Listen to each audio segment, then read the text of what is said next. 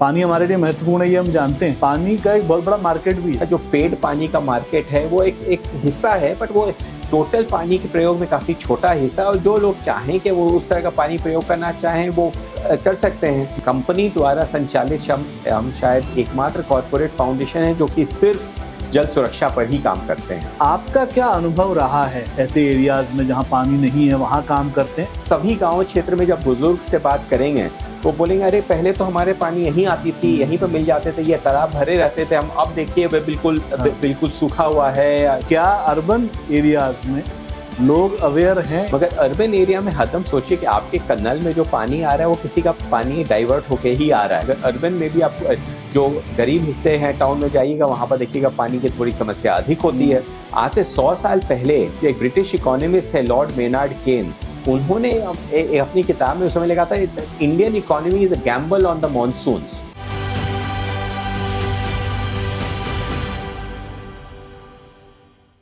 नमस्कार, मेरा नाम है विकास अवस्थी और आप देख रहे हैं वीर भारत न्यास पॉडकास्ट। बात है जल की, लेकिन जल से शुरू होती ये बात पंच तत्वों तक जाती है, और जब बात पंच तत्वों की हो तो जाहिर है कि हर विषय पर थोड़ी थोड़ी बात होना जरूरी है। आज हमारे साथ जो शख्सियत हैं उनसे हम बात करेंगे जल के बारे में और जल से जुड़ी हुई बाकी चीज़ों के बारे में।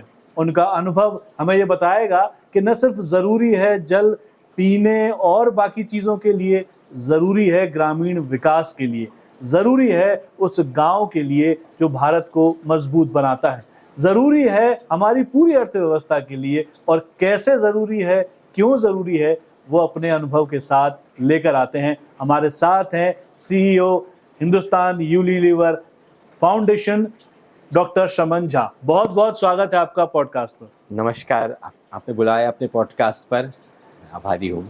कहते हैं कि शुरुआत शुरू से करनी चाहिए, तो शुरू करेंगे आपकी पढ़ाई लिखाई बचपन से।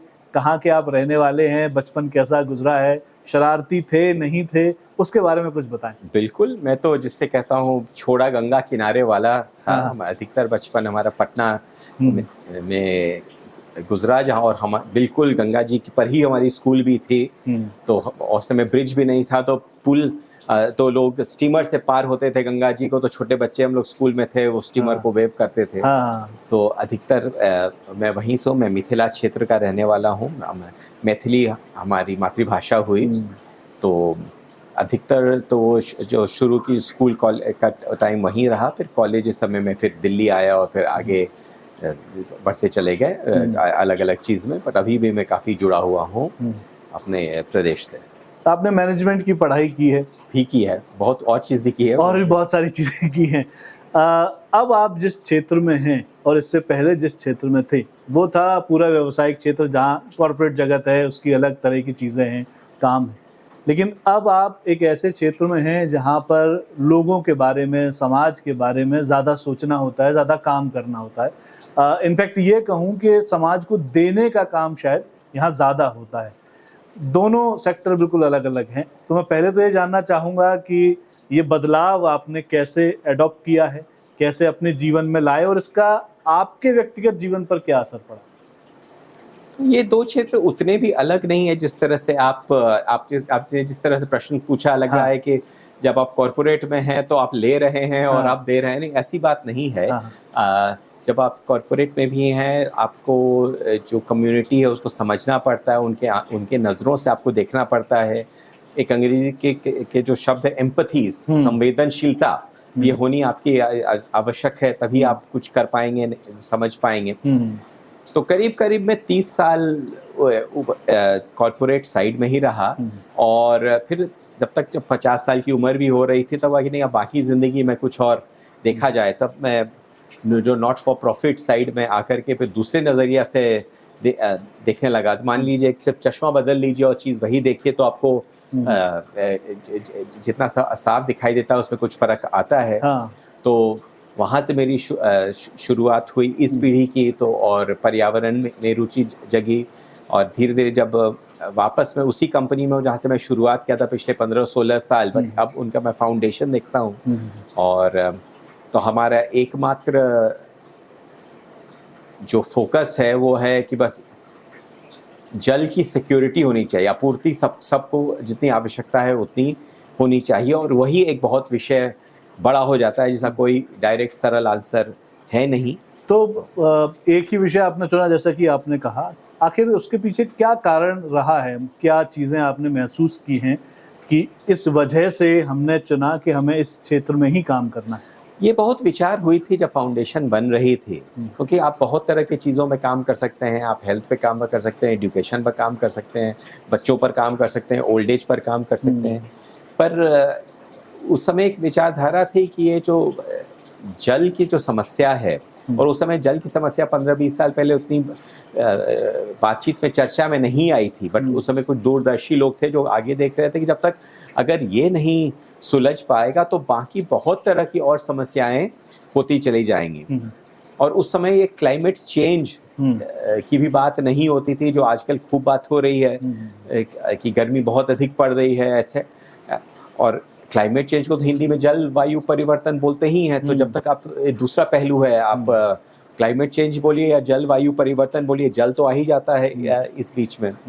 और जितने जल है, जो फ्रेश वाटर, यूजेबल वाटर जो है, उसमें से कई 85 या 90% तो ग्रामीण क्षेत्रों में इस्तेमाल होता है और अधिकतर एग्रीकल्चर के काम में ही इस्तेमाल होता है। तो जब तक आप वहाँ पर कुछ नहीं अच्छी तरह से कर पाएंगे तो इसका पूरा लॉन्ग टर्म असर बाकी चीज़ों पर भी नहीं आएगा।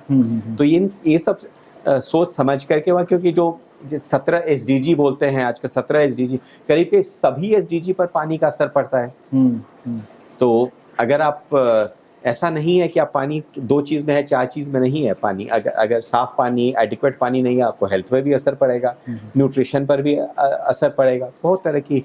तो पानी को सोच करके, और शायद हम एकमात्र कॉरपोरेट फाउंडेशन है, कुछ 1-2 और फाउंडेशन है जो कि फिलैंथ्रोपिक फाउंडेशन है, बट कंपनी द्वारा संचालित हम शायद एकमात्र कॉरपोरेट फाउंडेशन है जो कि सिर्फ जल सुरक्षा पर ही काम करते हैं। जल सुरक्षा की आपने जो बात कही कि SDGs में भी 17 के 17 में भी जल कहीं ना कहीं शामिल है। पानी हमारे लिए महत्वपूर्ण है, ये हम जानते हैं, लेकिन दूसरी तरफ हम देखते हैं कि पानी का एक बहुत बड़ा मार्केट भी है। तो इस कंडीशन में जो जल बचाने की बात, जल बचाने का काम हम कर रहे हैं, आप कर रहे हैं, वो कैसे बैलेंस होगा? क्या ये जो बेचने वाला मार्केट है, इसकी वजह से भी ये प्रभावित हो रहा है बहुत? आप बताएं, बेचने वाला मार्केट का क्या मतलब हुआ? जैसे साफ पानी की डेफिनेशन बदलती जा रही है। पीने का साफ पानी, अब हम कुछ साल पहले तक ये भयमुक्त होकर कहीं से भी पानी पी लिया करते थे, अब वो नहीं रहा है। अब एक बोतल ही चाहिए होती है जो पैक्ड हो, उस पर ही हम भरोसा करते हैं कि हम उसे पी सकते हैं। तो क्या ड्रिंकिंग वाटर, जैसा आपने बताया कि 80-90% जो अच्छा पानी है वो तो एग्रीकल्चर में जा ही रहा है, तो क्या ये और हमें कम कर रहा है हमारे पास जो पानी है कि साफ पानी ऐसा होता है? ये डेफिनेशन कहीं इसको बिगाड़ रही है? इस तरह से मत देखिए। हाँ। अगर आप जल चक्र के माध्यम से देखिए, हाँ। तो टोटल जल जो है वो तो कांस्टेंट है। हाँ। वो इधर समुद्र में रहे या बारिश में रहे, फिर इवेपोरेशन से वो उठ के जाए आसमान में, फिर बादल बने, फिर वापस बर्फ के तौर पर पड़े या रेनफॉल के तौर पर पड़े, टोटल क्वांटिटी जो है वो तो फिक्स्ड है। हाँ। वो तो क्लास 7-8 का स्टूडेंट आपको बता देगा। परंतु जल सुरक्षा में है कि जो सही समय पर सही मात्रा में, तो बहुत तरह की जो एवरेज होती है या टोटल्स होती है, मिसलीडिंग हो जाती है। मान लीजिए अभी सूखा पड़ा 4 महीना और फिर एक बाढ़ आ गई, और टोटल आप देखेंगे पूरे साल 2026 में टोटल पानी तो एडिक्वेट था। वो वही बात हुई कि हम 10 दिन आपको खाना नहीं दिया और 11वां दिन इतना खाना दे दिए कि आप पचा नहीं सकिए। तो वो बात नहीं होती है। तो ये बात को समझने के लिए हमें देखना पड़ेगा कि जो पूरी जो इसकी डिस्ट्रीब्यूशन है, क्वांटिटी की, क्वालिटी की, फॉर्मेट का क्या मतलब हुआ। अगर मान लीजिए हिमालय पर्वत में बर्फ पड़ती है, बर्फ एक दिन में तो नहीं पिघलती है, धीरे धीरे ग्रीष्म ऋतु में बूंद बूंद करके वो आपकी जितनी नदियां हैं उसमें पानी आती है। इसीलिए आपको अप्रैल मई जून में नदियों में पानी रहता है। अगर बर्फ के बदले सिर्फ डायरेक्ट बारिश हो गई होती है वहां पर, तो पूरा पानी एक दिन बाढ़ होते हुए वो तो बिल्कुल निकल जाता है। आपको एक महीने में आपको आपकी जो नदियां वो सूखी पड़ी रहती है गर्मी में। तो ये एक काफी इलेबोरेट चीज है, और पानी की जो मात्रा है वो काफी बड़ी मात्रा है। तो पानी का जो पेड पानी का मार्केट है वो एक हिस्सा है, बट वो टोटल पानी के प्रयोग में काफी छोटा हिस्सा है। और जो लोग चाहें कि वो उस तरह का पानी प्रयोग करना चाहें वो प्रयोग कर सकते हैं। कुछ आपको विदेशी ब्रांड या कोई स्पेशल ब्रांड मिलेगा, 1000 रुपये लीटर भी मिल जाएंगे, मर्जी आपकी है। मगर नहीं, सबको उसकी जरूरत नहीं, बट सबको जरूरत है कि एक इक्विटेबल रिलायबल तौर से आपको मिले, क्योंकि मनुष्य के जीवन के लिए नहीं, पशु पक्षी के लिए भी, जो आपके प्लांट्स हैं उसके लिए भी सबको जरूरत पड़ती है। तो ये मिला करके हमें देखना पड़ेगा और थोड़ा लंबे समय तक सोचना पड़ेगा। एक चीज और अक्सर हम सुनते हैं कि भाई गांव में तो लोगों को पहले से ही पता था, तो गांव तो मतलब गांव के लोग प्रकृति के साथ रहते हैं, ग्रामीण इलाके में लोग प्रकृति के साथ रहते हैं। आपका क्या अनुभव रहा है जब आप गांव में जाते हैं, आप ऐसे एरियाज में जहां पानी नहीं है वहां काम करते हैं, और जाहिर तौर पर ऐसे एरियाज भी होंगे जहां पर बहुत पानी होगा, इन दोनों में लोगों के बिहेवियर में क्या कुछ विशेष अंतर होता है? वो कौन से एलिमेंट्स हैं जो आपने ऑब्जर्व किए? अधिक क्षेत्र में सही मात्रा में पानी आपको नहीं है, जहां अधिक भी है वो बहुत ज्यादा अधिक है, तो जिसके अलग डैमेज होती है। करीब करीब सभी गांव क्षेत्र में जब बुजुर्ग से बात करेंगे तो बोलेंगे अरे पहले तो हमारे पानी यहीं आती थी, यहीं पर मिल जाते थे, ये तालाब भरे रहते थे, हम लोग तो इसमें छलांग लगाते थे, और उस तरह की बातें। अब देखिए वे बिल्कुल सूखा हुआ है, या आसानी से मिलता नहीं है, या पानी साफ नहीं रहता। इन तरह की बातें बहुत आती हैं। तो लोग ये भी समझते हैं कि हाँ, कि कुछ बदला है। और जो क्या बदला है उसमें एक बात जो बार बार आती है, जो पहले नहीं था, जो पिछले 30-40 साल में निकल के आया है, वो है भूजल। भूजल तो एकदम जमीन के नीचे था, निकालना मुश्किल था। उस समय अगर पुराने जमाने में देखिए बैल घूमती थी, थोड़े तो थोड़े जो 10-20 मीटर से वो पानी खींच करके वो निकाल पाती थी। फिर आपके पंप्स आ गए, डीजल पंप आ गए, इलेक्ट्रिक पंप आ गए, टेक्नोलॉजी में वो और पावरफुल होते चले गए। पहले 20 फुट, 30 फुट, 40 फुट, 100, 300, 400 फुट, आप जितने पावर लगाइएगा उतना वो निकलते जा रहा है। तो एक तरह से जो आपका इमरजेंसी रिजर्व था, कि वो आप जब अगर बरसात 3 साल नहीं आए फिर भी आपके पास भूजल रहेगा काम करने के लिए, अगर आप इमरजेंसी ही रिजर्व को पहले निकाल लीजिएगा, तो अगर जब सूखा समय आएगा या खराब समय आएगा और उसमें वापस आप डालिएगा नहीं, तो बैंक से लोन लिया और बैंक को लोन चुकाए नहीं वापस, तो बैंक तो बैठ ही जाएगी। तो हर दिन तो उस तरह की जो समस्या है वो लोग समझते हैं, और वो जानते हैं कि ये सब हो रहा है, और है कि अब पहला काम इसमें कौन करेगा, क्योंकि ये तो आदत बदलने वाली बात है। और हम सबका जैसे आदत आसान हो जाता है, एक बटन दबाने से मेहनत नहीं करना पड़ता है, सब कुछ निकल रहा है, तो करेगा कौन? तो ये इन बातों पर अब विचार लोग करना शुरू किए हैं कि अगर जल खत्म हो गया तो हम करेंगे क्या, या इतना नीचे चला गया, या इतना खारा पानी, या इतना पावर लग रहा है कि उसको खींच के निकालने में। और दूसरा पहलू यह है कि पावर भी जो आता है वैसे ऑटोमेटिक तो नहीं आता है, तो वो जो पावर बनाने के लिए भी तो आपको बहुत जल का प्रयोग करना पड़ रहा है, जबकि वो निकल के आ रहा है। तो इसमें क्या हम जो गांव के लोग हैं, जो ग्रामीण क्षेत्र के लोग हैं, उन्होंने कुछ प्रयास किए हैं या जिनको आपने अडॉप्ट किया हो? क्योंकि लोकल लेवल पर भी लोग अपने अपने तरह से छोटे छोटे प्रयास करते हैं। कई जगह बावड़ियों को भी दोबारा से शुरू किया गया है, कुछ जगह पे तालाब बनाने का काम किया गया। तो क्या ऐसी टेक्निक्स को भी आप लोग अडॉप्ट करते हैं? हम सिर्फ सहयोग देते हैं। हाँ। जो कम्युनिटी है उनके साथ जो एनजीओज काम कर रहे हैं, हम खाली उनका सहयोग करते हैं, और सहयोग इस मात्रा में भी करते हैं, इस तरह से भी करते हैं कि अगर कहीं और अच्छी प्रैक्टिस हमने देखी है वो उनसे मिलाते हैं कि आप लोग आपस में देखिए कि अगर आपको ये प्रैक्टिस अडॉप्ट करना चाहिए या नहीं चाहिए। एक जागरूकता बढ़ाते हैं, ताकि वो एक जागरूकता बढ़ने से एक फायदा यह होता है कि आपको सोल्यूशन जो है वो खुद के खुद निकल के आती है, और लोग पहले समझे कि हाँ अगर नहीं करेंगे तो हमें समस्या है। और अब गांव में हमें देखा, हमें बहुत सपोर्ट मिलता है महिलाओं से, क्योंकि जो फीमेल माइंडसेट है उसमें वो अपने परिवार का भी देखते हैं, जो छोटे बच्चे का भी देखते हैं, उनके आगे का भी सोचते हैं, तो उनकी वो ज़्यादा दूरदर्शिता रहती है उनमें। तो इससे काफ़ी फर्क आया है, हमें काफ़ी सहयोग मिल रहा है और लोग देखते भी हैं कि बगल के गांव ने में ऐसा करना शुरू किया, उन्हें कम से कम खुशहाली हो तो हम भी करके देखें, क्योंकि अब लोग समझते हैं कि हाँ ये सिर्फ इस साल की बात नहीं है। अगर हम कुछ नहीं करेंगे तो अगले साल और उसके साल 7 साल खराब होगा। इसके साथ साथ हमें ध्यान देना पड़ता है कि आर्थिक रूप में सबका भला हो, क्योंकि कोई तो नहीं चाहता है कि हमारा इस साल का इनकम कम हो जाए। तो आपको इस तरह का मॉडल पेश करना है या बनाना है या मदद करना है जिसमें सबकी जो आर्थिक वेलबीइंग है वो भी सुधरते रहे, तभी कोई प्रोग्राम आगे चलेगा।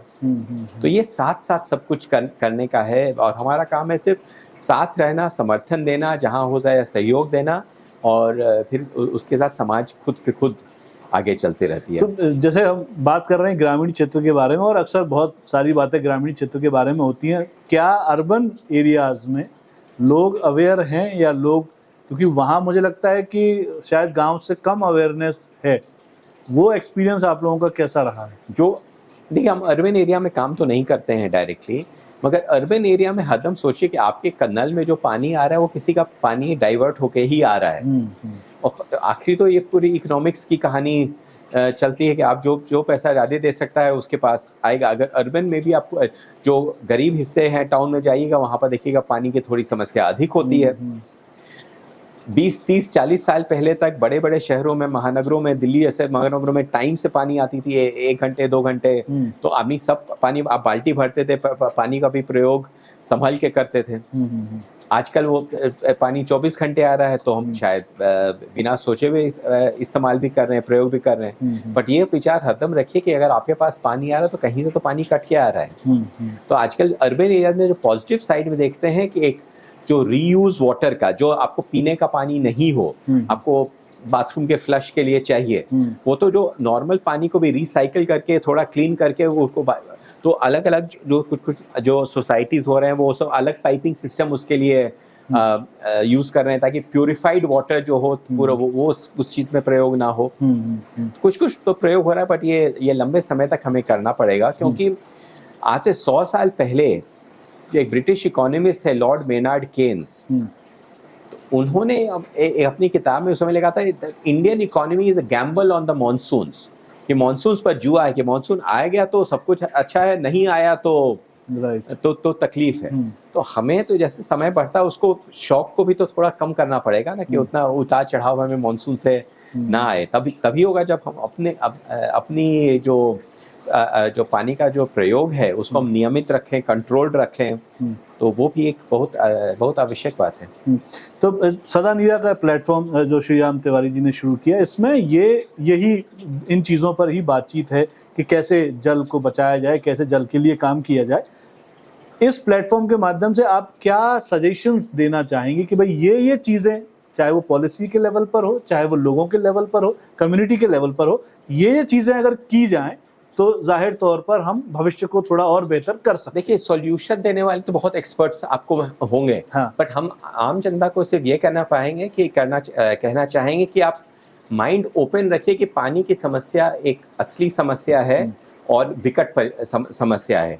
तो पहले माइंड ओपन रखें, अवेयर रखें अपने आप को। तो आप अगर आपके घर में ही नल अगर टिप हो रहा है, पहले उसको ध्यान देके उसको ठीक करें या बंद करें, क्योंकि पानी अनलिमिटेड रिसोर्स आपके पास नहीं है। तो पहला काम तो इस जैसे इवेंट से हो जाता है कि आपको जागरूकता बढ़ आती है, वो बहुत आवश्यक है, क्योंकि पहला कदम तो वही है। आजकल आप देखिए मॉर्निंग वॉक में कितनी महिलाएं निकलती हैं सवेरे सवेरे, क्योंकि अब हेल्थ का वो एक कॉन्शियस अवेयरनेस आ गया। तो जब अवेयरनेस होगा तो बाकी बहुत कुछ होने लग जाएगा। पॉलिसी लेवल पर कोई चीज़, हम तो महात्मा गांधी की बात करते हैं, दांडी मार्च की बात करते हैं, अरे एक पुट्ठी, बट वो उससे तो पूरा देश हिल गया कि हाँ हमें कुछ करना है। तो अगर हम भी अपने अम्मी माता से पहले कुछ करने से अपने उसको बिलीव करना चाहें, हम उसको विश्वास लाएं, तब तो पॉलिसी बहुत तरह की चीजें कर सकते हैं। पॉलिसी की तो कमी नहीं है, पॉलिसी अच्छे पॉलिसीज हैं। भारत सरकार की अभी जस्ट खत्म हुई है, 5-6 साल से चल रहे थे कुछ जो ब्लॉक्स में एक अटल भूजल योजना करके, ताकि कहीं जो भू से जो पानी निकल रहा है उसको किस तरह से रिचार्ज किया जाए। कैच द रेन, कि जहां गिर रहा है बारिश कम से कम वहीं उसको थामा जाए। तो इस तरह के बहुत तरह की सुझाव आई है। अर्बन एरियाज में हम जो रेन वाटर हार्वेस्टिंग की बात होती है, जब बारिश भारत में 2-3 महीने में ही बारिश गिरती है, पर वही बारिश से हम बहुत तरह का काम साल भर निकाल सकते हैं। फ्रेश वाटर है। तो इन चीज़ों पर हमें ध्यान रखना पड़ेगा, तभी हम आगे के बारे में। जैसे अभी आप सत्र में जब मैं आपको सुन रहा था तो आपने एक बात कही कि बजटिंग होना चाहिए, कितना आपकी इनकम है पानी की और कितना आप उसको एक्सपेंसेस कितना कर रहे हैं, तो वो एक कॉन्सेप्ट क्या है उसके बारे में जरूर बताइए। ठीक है, एक हिंदी कमर्शियल फिल्म आई थी, आमदनी अठन्नी खर्चा रुपया। तो मोटी बात घूम के यही आता है। मान लीजिए आप कि हमारे बाप दादा जो विरासत में छोड़ गए हैं हमारे पास भूजल, अगर हम उसको सिर्फ निकालते रहें और उसको वापस उसमें नहीं दे, कभी ना कभी तो खत्म होगा ही। जिस तरह से आपको कोई अगर धनराशि दी जाए और आप खर्चा करते रहें मगर वो धनराशि वापस आपके किस बैंक में नहीं डालें या इन्वेस्ट नहीं करें या कुछ, उसको कभी ना कभी तो खत्म होना ही है। तो पहली बात इसमें कि उतना ही पहले देखिए कि आपके पास जल का एक्सेस कितना है, कितना रिसोर्स है आपके पास, आपके जो एरिया में है कितना जल, और फिर जितनी आमदनी हुई उसी हिसाब से देखिए कि हम कहाँ इसको प्रयोग करें, कितना प्रयोग करें, कब प्रयोग करें। तो एक अलर्टनेस आ जाएगा माइंड में कि हमारे पास अगर 1000 लीटर ही पानी आने वाला है हमारे क्षेत्र में, तो हम 1000 ही लीटर खर्चा करेंगे ना। अगर हम 2000 करेंगे तो आज नहीं तो कल तो समस्या में हमारी और बढ़ेगी। यानी सिर्फ अपनी टंकी का पानी ना देखें, ओवरऑल एरिया पर भी नजर रखें कि हमारा जो रिसोर्स है वो उसमें कितना पानी आ रहा है। ये आप अलग अलग क्षेत्र में देख सकते हैं। आप अर्बन नजरिया से टंकी में देख सकते हैं, बट उसको जैसे वाटर शेड हुआ या ग्राम पंचायत हुआ, जो क्षेत्र में आपका प्रभाव हो सके और आप समाज को साथ ले सके, उसी पर स्टार्ट करके देखिए। अगर आप किसी अर्बन कॉम्प्लेक्स में रहते हैं तो कॉम्प्लेक्स का ही देखिए कि भाई आपको जल आ कहाँ से रहा है, कितना आ रहा है, उसको अगर आवंटन आपको ठीक से करना है किस तरह से आवंटन करेंगे। तो प्रिंसिपल तो वही आ जाता है। एक बार पहले देखिए कि कितना है, उसी हिसाब से खर्च कीजिए। बिल्कुल बिल्कुल सर, आपने हमें समय दिया उसके लिए बहुत शुक्रिया। और मैं तो इस बात को यही अंत करना चाहूंगा कि अपनी आमदनी पहले देखिए, फिर उसके बाद खर्चा करिए। ये अगर रूल हम पानी पर भी लागू कर लेते हैं तो शायद घर में भी, समाज में भी, देश में भी पानी की समस्या से हम समाधान पा सकते हैं। बहुत बहुत धन्यवाद हमें समय देने के लिए, बहुत बहुत शुक्रिया सर। बहुत धन्यवाद, आपने मुझे बुलाया। तो भैया आमदनी अठन्नी और खर्चा रुपया अगर पानी के मामले में रहा तो फिर परेशानी आएगी। तो जल का भी आप बजटिंग करिए, कितना आ रहा है और कितना आप खर्च कर रहे हैं। घर से शुरू करेंगे तो देश तक बात पहुंच सकती है। अगर इंतजार में बैठे रहेंगे तो बैठे ही रह जाएंगे। एक फिल्म थी कि भगवान के भरोसे मत बैठिए, क्या पता भगवान आपके भरोसे ही बैठे हों। इसीलिए कर्म करिए, आगे बढ़िए। धन्यवाद सर, बहुत बहुत धन्यवाद।